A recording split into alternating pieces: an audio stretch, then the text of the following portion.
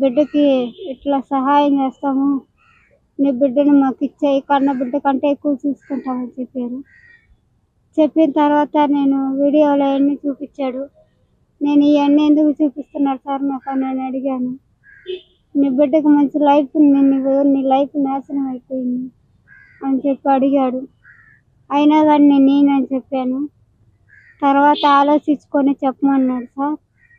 అయినా ఈయన అన్నాడు సార్, నా బిడ్డకి 500-600 కొనిచ్చాడు తినేది. తర్వాత స్నానం కూడా చేపించాడంట.